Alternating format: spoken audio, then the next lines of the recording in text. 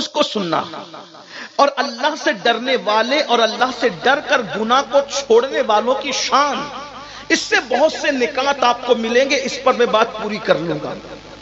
دو دوست تھے، بہنوں کی خاص توجہ، دو دوست تھے، دونوں میں بڑی گہری دوستی تھی، بلکہ دوست تو اسی کو کہتے ہیں جن میں دوستی پیار بہت گہرا ہو۔ آج کل تو کوئی دوست تو ملتا ہی نہیں۔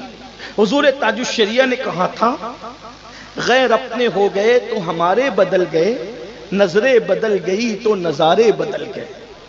دوست تو ملتا کہاں ہے، لیکن اس ایک دور تھا کہ دوست تو بتاؤں کسے کہتے ہیں؟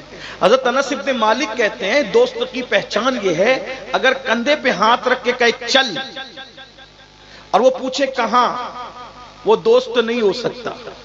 دوست کی پہچان یہ ہے کہ جب کندھے پہ ہاتھ رکھ کے کہا چل، وہ بغیر فکر کے چل پڑے، یعنی دوست اس پہ اتنا اعتماد ہو، اتنی محبت ہو، یقین ہو کہ لے جائے گا تو کسی اچھی جگہ ہی لے جائے گا۔ آج تو دوست میرے بھائی، جب لوگ بھائی کے حق ادا نہیں کرتے، جو ماں باپ کے حق ادا نہیں کرتے، وہ دوستوں کے کیا حق ادا کریں گے؟ جو اپنے ماں باپ کو بڈھا بڈھی کہتے ہیں، ڈوکرا ڈوکری کہتے ہیں، جو ماں باپ کے جو ہے وہ دواخانے کا بل دینے کے لیے ہاسپٹل میں لڑتے ہیں کہ تیرا باپ نہیں ہے، تیرا باپ نہیں ہے، وہ کیا دوستی نبھائیں گے؟ جو ماں باپ کا حق ادا نہ کرے، جو ماں باپ کو چھوڑ کر کتوں کو بستر میں لے کر سو رہی ہے، وہ قوم دوستوں کا حق کیا ادا کرے؟ جو ماں باپ کو ترسا اور تڑپا کر کے بھوکا رکھ کر کتی اور بلی کا آن لائن کھانے کا آرڈر دیتی ہے، وہ قوم کیا ماں باپ کا حق ادا کرے گی اور کیا دوستی کا حق ادا؟ رشتے تو بے وقت ہو گئے، رشتے تو بالکل ایسے ہی ہو گئے۔ بس اب رشتوں کی ایک ہی ضرورت ہے، جس کو مالدار دیکھا اس کو دوست بنایا، جس کو خوبصورت دیکھا اس کو دوست، بس دوسری کوئی بات نہیں۔ یعنی دوستی نہیں ہے، مفاد پرستی ہے۔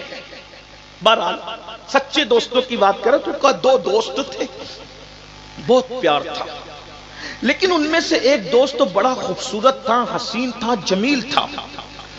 اس کا دوسرا دوست تھا، وہ اکثر دیکھتا تھا کہ جب بھی کوئی آگ کی بھٹی وٹی جلتی تھی تو اس کا دوست جلتی ہوئی آگ میں ہاتھ ڈالتا تھا اور ہاتھ ڈال کر کے نکال لیتا تھا۔ آگ اس کے ہاتھ پہ اثر نہیں کرتی تھی، تو دوستوں نے پوچھا یار یہ آگ تیرے ہاتھ پہ اثر نہیں کرتی، یہ کرامت ہے تیری؟ کہا وہ میری کرامت نہیں ہے، وہ کرامت کسی اور کی۔ کبھی کبھی ایسا بھی ہوتا ہے کرامت کسی اور کی ہوتی ہے، کسی اور کے سر منڈ دی جاتی ہے، لیکن بہرحال وہ سچا تھا۔ اس نے کہا بھائی میری کوئی کرامت نہیں ہے، یہ کوئی اور چیز ہے، وہ ابھی بتانے کی نہیں، یہ راز ہے۔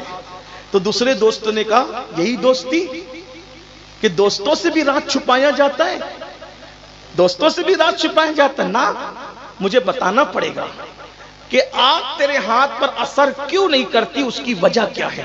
بہنوں کی خاص توجہ۔ اس نے کہا اگر تو سننا چاہتا ہے تو پھر یہ لے سن۔ اب وہ دوست اپنے دوست کو آگ ہاتھ پر اثر نہ کرنے کا راز بیان کر رہا ہے۔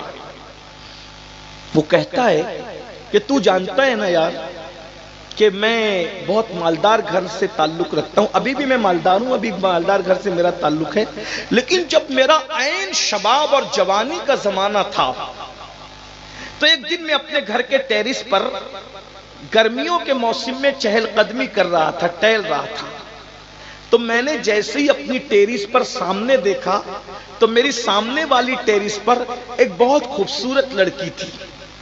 وہ خوبصورت لڑکی کا حسن اگر میں بیان کرتا تو علامہ ارشد القادری کی تحریر کا سہارا لے کے یہ کہتا کہ وہ کتنی خوبصورت ہو سکتی تھی۔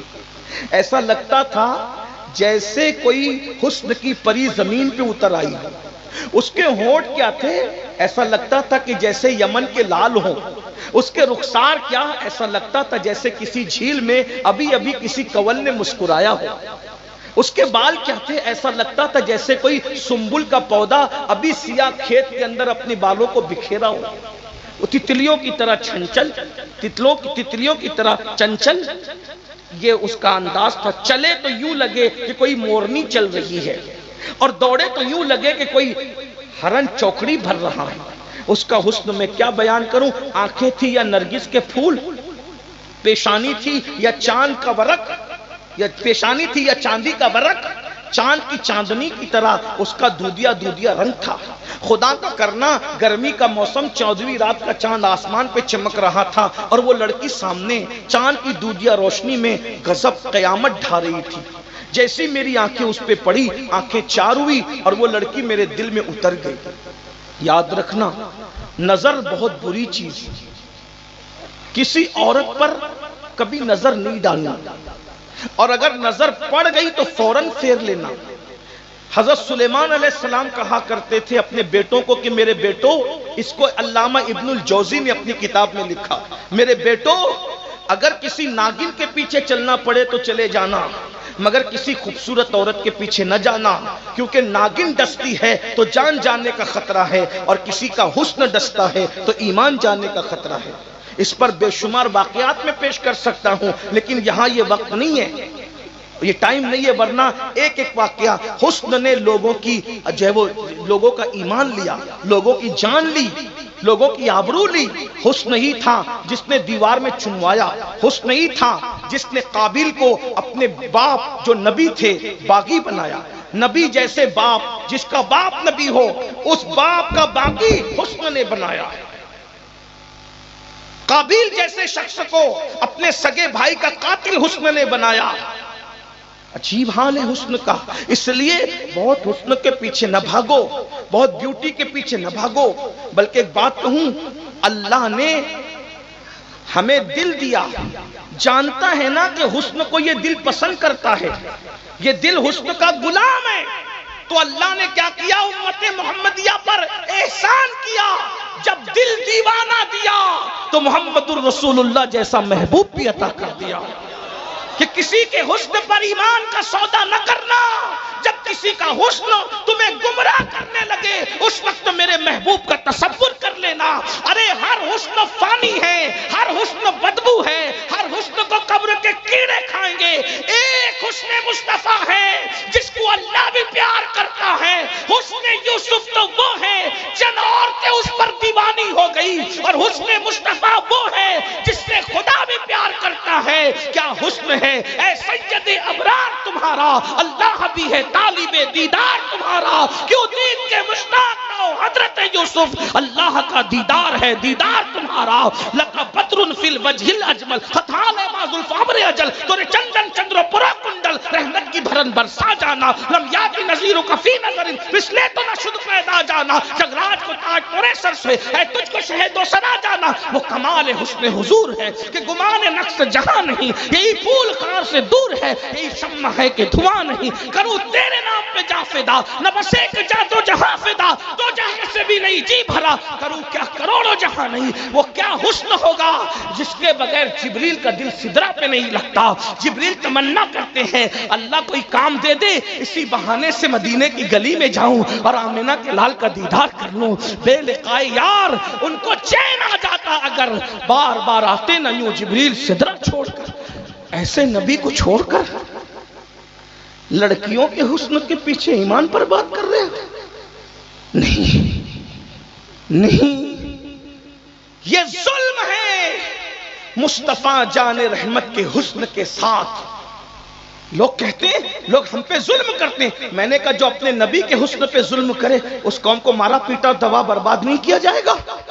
ارے بتاؤ نہ ہے کسی کے پاس ایسا محبوب جیسا محبوب اللہ نے ہمیں عطا فرمایا، جس کی زلفیں بکھر کے چہرے پر آئے قرآن اسے واللیل کہتے ہیں. زلفیں سور کر چہرے سے اٹھ کر کے سر پہ چلی جائے قرآن اس کو والضحیٰ کہتے ہیں. اور جب اس میں مانگ نکلے تو صوفیہ کہتے ہیں قرآن اس کو مطلع الفجر حق کہہ دے. اور میرا امام اس کی تصویر کشی یوں کرے، لیلۃ القدر میں مطلع الفجر حق، مانگ کی استقامت پہ لاکھوں سلام. جس سے تاریخ دل جگمگانے لگے اس چمک والی رنگت پہ لاکھوں سلام. وہ جوان کہتا ہے اپنے دوست سے میرے بھائی آپ بھولیے گا نہیں، میں ساتھ ساتھ چلیے گا، توجہ میری طرف رکھیے گا، میں دائیں بائیں ہو جاؤں آپ نے نہیں ہونا.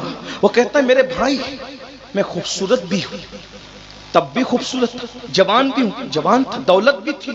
اس لڑکی سے آنکھیں چار ہوئی، وہ لڑکی دل میں اتر گئی. میں نے تہیہ کر لیا، طے کر لیا، جیسے آج کل کے منچلے چھوکرے کر لیتے.